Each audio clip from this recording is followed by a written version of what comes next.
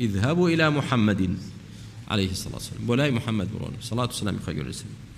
بولاي محمد عليه الصلاة والسلام دلين أي محمد تو رسولي خواي وخاتم الأنبياء كوتاي بيه نبي بيغمبراني خواي قورا أول وأخير تاوانت خوش بوا كاتا هيش تاوانك الدنيا بلي لبن أو تاوانا من جر أدناكم هيش تاوانك الدنيا ديبو من باري ولا خواي قورا ألا ترى إلى ما نحن فيه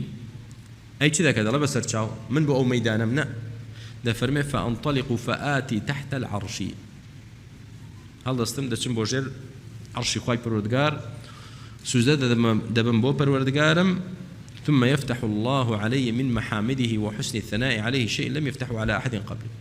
انجا خواي قورا فيرم دكاك شون سباسي بكم شون شكري بكم شون داوايلي بكم شون وصفي بكم بشوازي ككس وافير نكراوا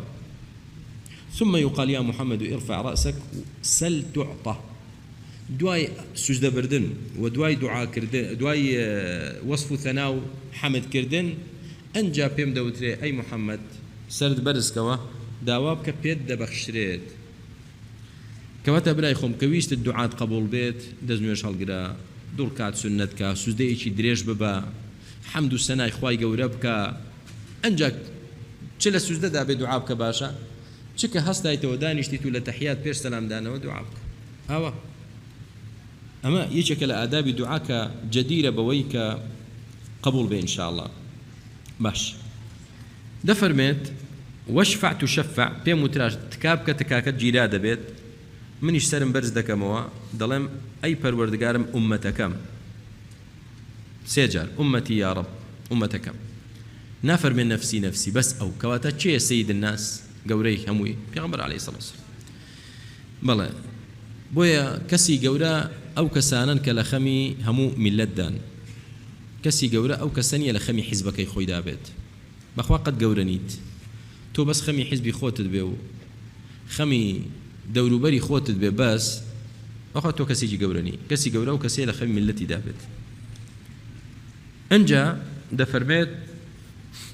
بيم دوتريت يا محمد أدخل من أمتك من لا حساب عليهم من الباب الأيمن من أبواب الجنة أواني أو كساني لأمتي دو كيش حسابي أن لسرنيا لدرقاي الراس توا لدرقا كاني بهشت بيان بجوروا وأمتك الشريكيشن لغير أول لدرقا كاني تلقى الأمتاني تر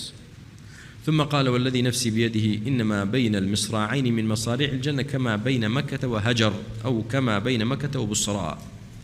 سوين دي خوار فرمي لبيني ها دو لاي درقا همو درقا لاي راست ولاي چپيه